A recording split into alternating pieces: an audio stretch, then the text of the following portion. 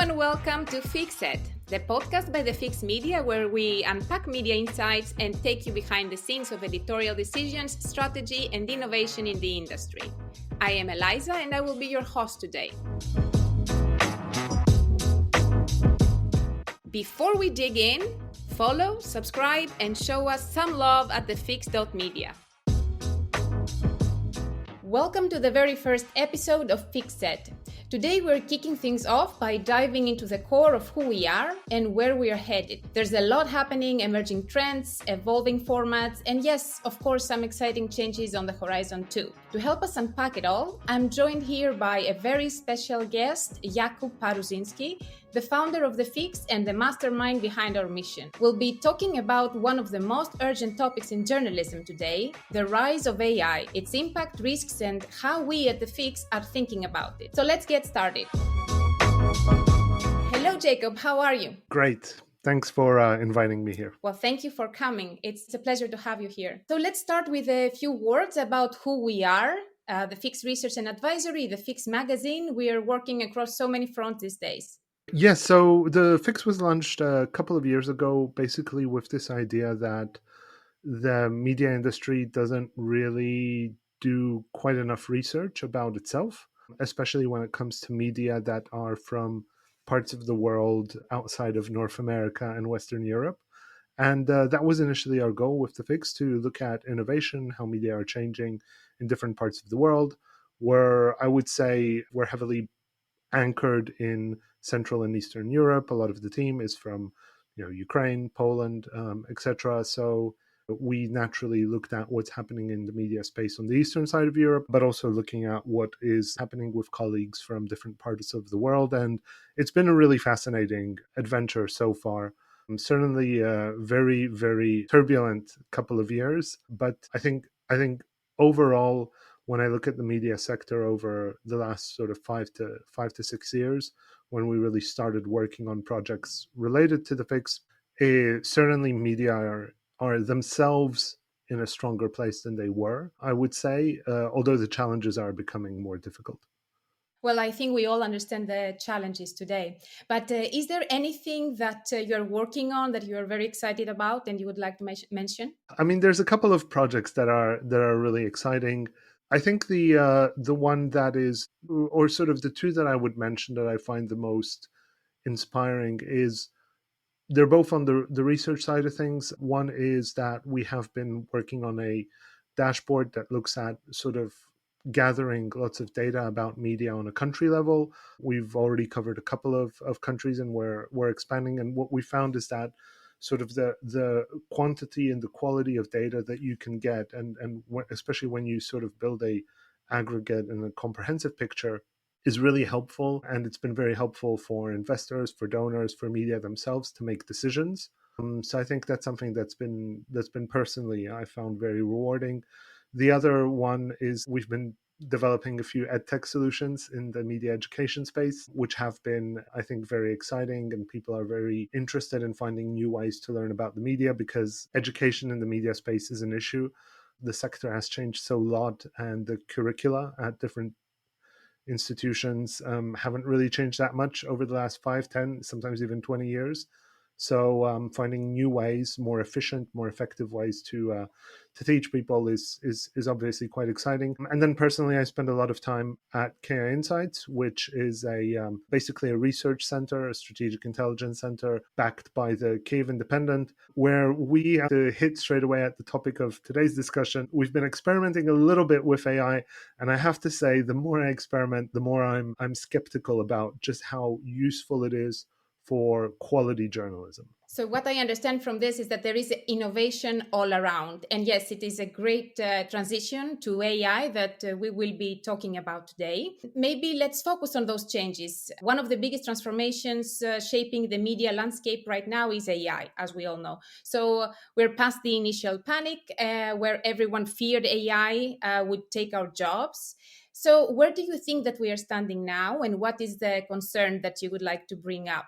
So let me go maybe first of all so the Fix works with a lot of different media, and Personally, I'm also a lecturer at the Stockholm and the program director at the Stockholm School of Economics in Riga, which does a lot of media programs, and the media there themselves are experimenting with AI, and as well as I get to see it in terms of its applications at the Kiev Independent, specifically at KI Insights.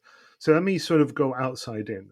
Overall, in terms of the sector, it's been the big topic for the better part of the last 2 years already. First, in the sort of AI is coming, and then once people had a chance to actually, by the way, for most people in the media space, I would say AI still means playing around with ChatGPT or the dozen other sort of language models that are out there, as well as sort of visualization tools like Midjourney and things like that.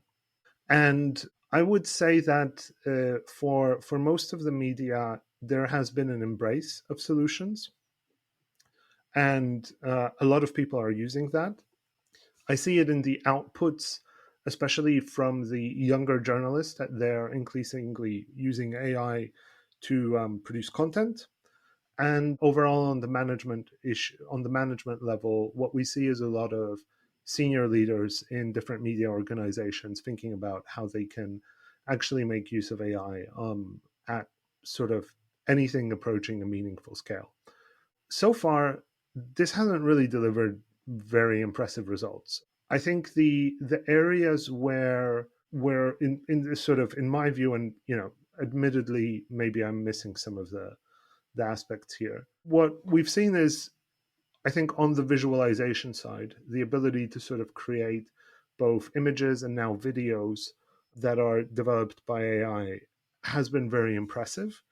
And to the extent that you can actually implement them in journalism, then that's working fairly well. I think on the content side, frankly, it's a bit of a mixed picture. And what I find really useful as a framework to think about media itself and then how you can use AI in that is to think of media essentially, it's sort of like the restaurant industry, right? In the sense of there's a very wide range of fairly small products. It's a very distributed and broken up industry. And the type of product that a given person likes to consume is going to vary very widely depending on who that person is. So there's people who really enjoy a fast food, sort of a tabloidy kind of, let's just get some entertainment value out of this kind of media. There's people who are looking for something that is very informative, maybe not too exciting, something a little bit more healthy. There's people who consume media because it's part of their job, and what they need is accurate and timely information. And so it's almost kind of like the restaurant industry, right? Most people end up having a bit of a mix of diets, McDonald's once a week or once a month, but the rest of the time something else, or the other way around. And when it comes to the use of AI in terms of actual content generation, which is where most of the media currently focus, frankly, the things that are being produced are just not up to par, right? And the problem is, you have a piece of AI content and you look at it and you see, oh, it's extremely well written. There's no spelling mistakes, there's no grammar mistakes, usually. So in that, AI already is unfortunately better than the majority of journalists. I'm sorry, I'm just going to be blunt about that. The level of writing is generally not that great, and I think it has been getting worse over the last couple of years. And so at first glance, it looks really good, but then you start to analyze, actually go paragraph by paragraph, fact by fact, and you find that it's not so much what that things are wrong, although there's tons of problems with what we call hallucinations and false information, just dreamt up fake facts inside or fake information inside what AI is producing. It's just the content is being gathered on a very superficial level, and I think there's a sort of recursive problem as well, in that AI is pulling together content which is public, and most of the content that is public is already quite poor. Right now, it might write it really well, but the actual level of how useful that content is and how informative it is, I think, is quite low. So when it comes to things, now I'm going to get very specific. So when it comes to something The goal is to have entertaining news, tabloidy, a little bit, sort of sketchy kind of information. Think, sort of tabloidy news about some affairs. Or recently, I had a student sort of dream up this idea of creating a regional news channel that would find cringy and weird information from regional outlets in her country. Well, that AI can do fairly well. Find something weird, write a story about it. You're not so worried about something being wrong or incorrect, and it just sort of churns it out. But the thing is, most of the web is now starting to be very trashy, and huge parts of it are already garbage. And for anyone who is actually consuming news that is meant to be informative and useful, AI is just not good enough. And the quality, all that we're doing is we're putting out more garbage into the world. So I have a very specific example of that with KI Insights. So KI Insights is essentially a research product. We write mostly about what's happening in Ukraine in connection to the war, Ukrainian politics, Ukrainian business.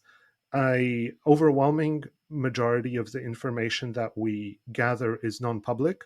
It's for a very small group of decision makers from embassies, international organizations, businesses, people who work on Ukraine and who need very sort of informative, forward-looking, very sort of it's a in the sort of in the world of restaurants, I would say it's a very high-end kind of. I'd like to think Michelin starry, but it's certainly a very prestigious product. The subscription is very expensive. It's $200 a month. So this is not your sort of run-of-the-mill type of product, but it needs to be very high quality. We've experimented a lot with trying to pull together things with AI, and we have not yet found a single case in which the content would be of acceptable level. No, I totally see what you're talking about. I just wanted to ask you for a more specific example. So, yes, AI cannot produce, of course, the best result. Do you think that this is leading us towards personalizing more the content that we are producing? Do you think that the journalists themselves are playing a big role when it comes to the content that will be consumed? I mean, it's a good question, but I think what's happened over the last couple of years, and AI has really accentuated a trend that was already happening, is that the role of media and the role of journalists itself has changed, right? And so if you think about, the BBC has this sort of need, I think it's the BBC, has this kind of needs framework of, what kind of human needs should a piece of content essentially fulfill. And there's entertain me, inform me, etc. There's 6 of them. I can't remember, unfortunately, all 6 of them right now. But if you think about the ones that are very entertainment focused, that's almost not something that the media do anymore, right? Because it's a piece of activity that has been extracted from the journalistic sphere into other spheres, right? If it's news as comedy, well, then there's the Daily Show, there's John Oliver. Every country has its own sort of version of that, or multiple people who are doing that, and that's not something that sits with the news companies anymore, right? So that's just sort of gone, right? If we think about something that is more tawdry, kind of trashy, entertaining, Jerry Springer sort of people. Reality TV has taken that. The tabloids are competing very hard against it, but there's a real problem about staying competitive there. And I would say at this point, if you look even more broadly, anything that is related to somebody trying to get your attention on a given topic, then social media native content, frequently by creators, has already taken away all of that business. Now they can use AI. Whether or not they use AI, that's a different question. Often they do, but that's already something that news media and journalists have lost, right? So then there's a question: well, what's left? One of those is, media were traditionally built to, somebody important said something or did something, made a decision, you spread that decision out there, right? That's something that isn't really part of the news, the essential news needs anymore, right? It's still part of the activity, but media aren't really needed for that. And politicians across the world have very clearly embraced this sort of direct to the public way of communicating. Look at what's happening in the US. The US president has his own social media, platform, right? Through which he communicates with the broader world. Now, do you need 50 different media, 5,000 different media all over the globe taking a Donald Trump truth, right? Because that's what the tweets are called on Truth Social, taking a Donald Trump truth and then adding the dateline saying Trump posted this and then adding maybe, a few paragraphs of content. I don't know, right? Can that be replaced by AI? Definitely. But is it, is there any point in doing that? Well, not really, because what is the real value other than sort of the tabloidy, pardon the French, you can cut this if it's needed to, but the shit show that has happened between Musk and Trump over the last couple of days, is that really newsworthy? From an entertainment perspective? Sure. In terms of the impact on the stock market? Sure. But is that something that journalists need to spend a lot of time sort of covering and analyzing? Probably not, right? Can you give that away to AI? Sure, you can. But the thing is, I don't think that's even, sorry, let me rephrase this. I think that's a game that the news companies have already lost to social media. Because if somebody is following the fight between Musk and Trump, they've already followed it on social media, and the reason that they click on CNN is just to relive how entertaining and how sort of catty it was. That they might go to Bloomberg to see what has been the implications for different parts of the stock market, but the news value of a media telling you that Trump said this and Musk said that, that's all gone. By the way, the fight that we saw over the last 2 days, two of the sort of most powerful, richest people on the planet, both fighting via their social media platforms. Because Musk owns one and Trump owns another. So where is the role for media in this? I don't know, right? So then that leaves you with the question of, well, what do journalists actually deliver that is of value? And I would say the problem with using AI to do what journalists have been doing over the last couple of years is that you're replicating an activity that de facto delivers quite little value to most readers. Like in the episode, sounds like we're a great match, and we couldn't be happier. If you'd like to strengthen our bond, support us by donating or joining our membership program. That's it. No more interruptions. Back to the episode. So this actually gives us an answer about the big media, right? Like it is kind of kick under the belt for the big media. But then what happens with independent media and smaller media organizations? I mean, in terms of AI, I think it's all really tied to the availability of local data. So there's been a startup for a while now out of Sweden, if I'm not mistaken, United Robots, which actually has a model that integrates AI very nicely for mid-sized newsrooms, newsrooms with maybe less than 10 people on the editorial side. That allows you to create a lot of different verticals, so types of content with the use of AI. And again, it really depends on what you're doing. If you want to summarize the changes in the prices of the housing market locally, sure, that's actually probably something that can be figured out fairly well, right? If you're talking about, summarizing the results of the local sports team playing versus the one from the neighboring city, again, that's something that AI can do. How popular is that piece of content? I don't know. I would seriously challenge how big the audience is for that, because what I see is there's a lot of demand for sports, but usually there's demand for, I would say, quite smart, funny, interesting, or at least charismatic commentary on the sports, rather than just summarizing what has happened. And can AI replace that? I'm sure to an extent, right? That's probably something that can happen, but that's not actually those are all additional functions that media has taken on because they were sort of profitable. But when it comes to the core sort of value propositions that journalists provide, is being able to understand what the local development what are the local development plans, how are decisions made by the local politicians, how you can get an investment that will create a company or something like that. It's really sort of the economic and the political lifeblood, as well as the social, and what kind of activities are there. That part, I think there's definitely a role for AI to be part of that, but I don't think that it can effectively replace it. And what we've seen on a local level that works relatively well is, for example, the stuff that Tiny Capital has funded in Canada, which really starts around there's a newsletter run by somebody who's very passionate about their local community. I think they've mostly been working in smaller, sort of mid-sized cities across Canada and a little bit of the northwest of the US, and then scaling them to the level that they can be scaled economically, right?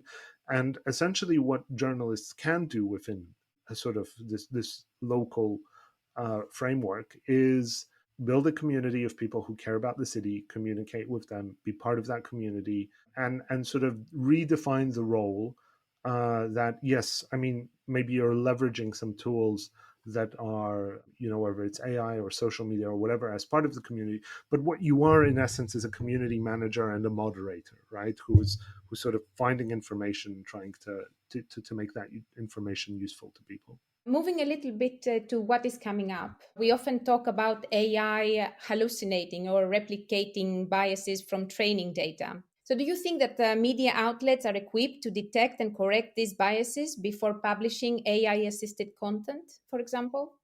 Definitely not. I have very serious doubts about this, and building any system is very difficult, and then breaking that system is very easy. And just from the experience of working on Ukrainian issues, there's already reported cases of Russia sort of systematically trying to introduce biases into AI output by flooding the zone with content or some other strategies.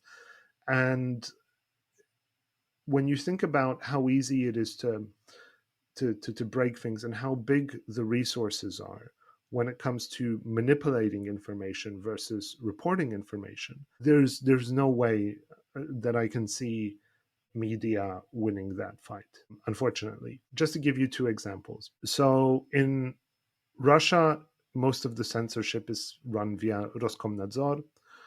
The security and intelligence services certainly play their role, but sort of Roskomnadzor is the main censorship organ. When you look at the budget that they put versus the sort of quote unquote independent media, the grant funded media or the opposition funded media, we're talking about 40-1 imbalance, right?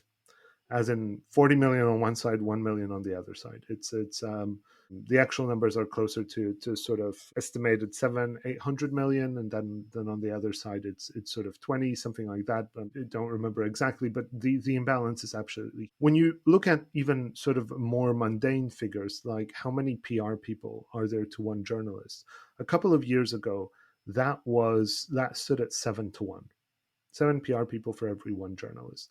That imbalance has only increased since constant job cuts are happening on the journalism side and the PR side keeps growing. Now, add to that the marketing budgets and the fact that on the marketing side, on the side that wants to shape the narrative, they're very, very interested in finding ways that they can, shape the output that AI produces. And on the other side, you have very often not very tech savvy, underfunded, under capacity news organizations versus extremely well oiled and well resourced machines. It would be unreasonable to assume that any sort of meaningful victory can be achieved by media. Do you think that this also creates some need for different skills in journalists, like prompt engineering or tool mastery over traditional reporting experience? I mean, what would that mean for the next generation of journalists, do you think? So, I two things. I think one, just it really does depend on what kind of content you're putting out there. And if the goal is to produce content that is more entertaining or is focused on a specific variable sort of vertical that has a lot of public data, then maybe you're fine, right? Media is incredibly diverse as an ecosystem or as a market.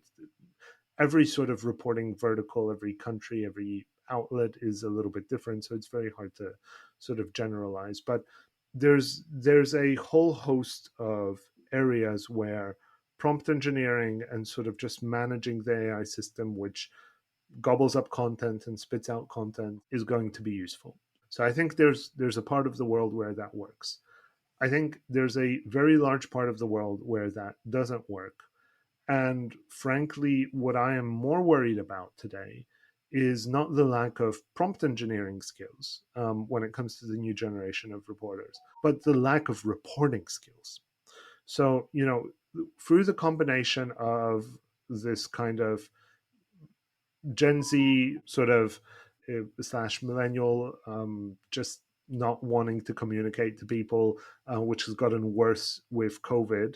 The fact that people don't pick up a phone, don't go and talk to people who work in a given industry to understand what those people are actually thinking about.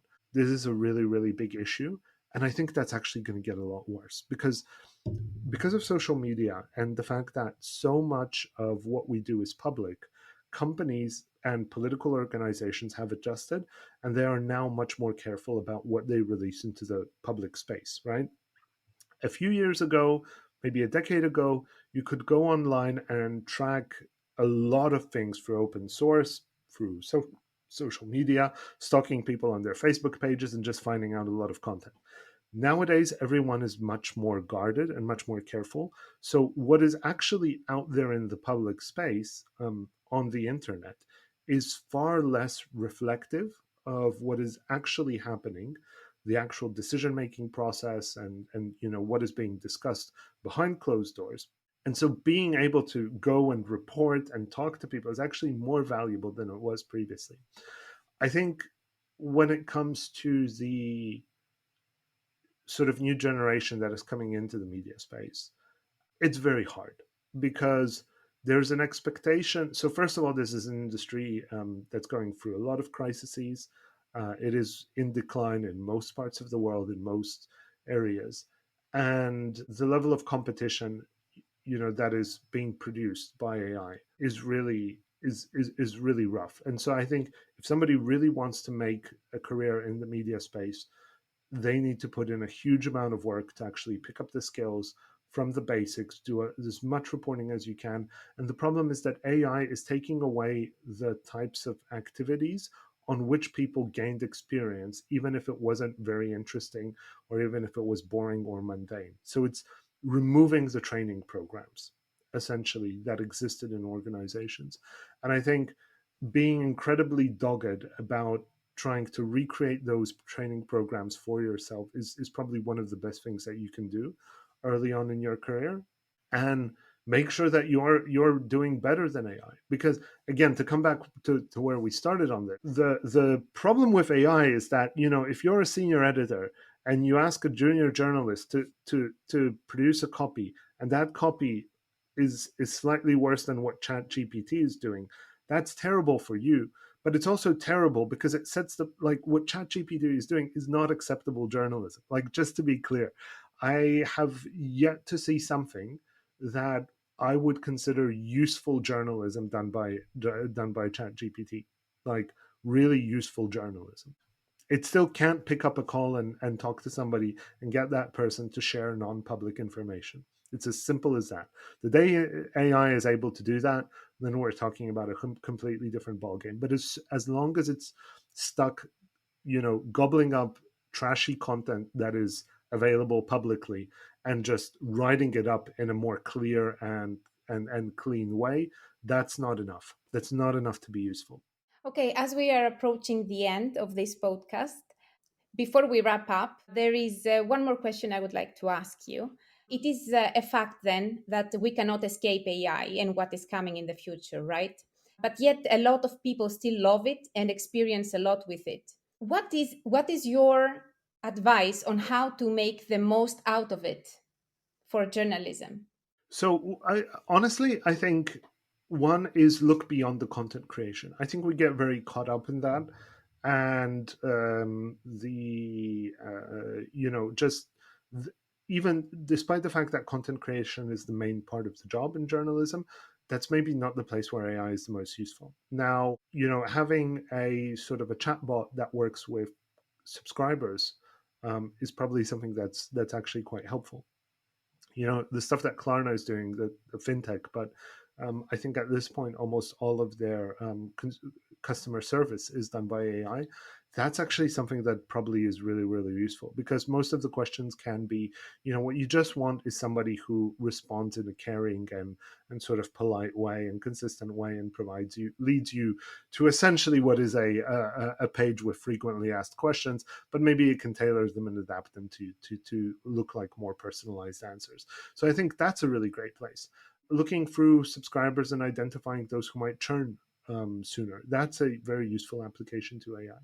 Anything that is that looks at sort of the customer service more broadly, whether it's sort of creating marketing materials or things like that, I think that's a great place where you can use AI. I don't think you can use it in the actual content creation, but as something to talk to. Absolutely. And by the way, maybe this is the sort of the most useful use for now. I think ChatGPT as a therapist is pretty good from what I'm hearing. A lot of people have told me that it's a very useful tool to talk to share some concerns. It gives you some advice.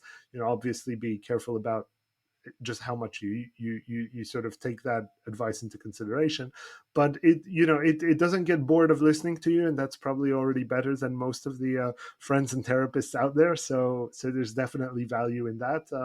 So media and journalism, it's a hard life. At least you have ChatGPT to talk to, and I'm sure that we have yet to see where this will reach, right? Jakub, thank you so much for being our very first guest and kicking off this journey with us. To everyone listening, thanks for joining. That's all for now. Follow The Fix, subscribe to Fixed, and if you want to help us grow, head over to thefix.media and join our membership family.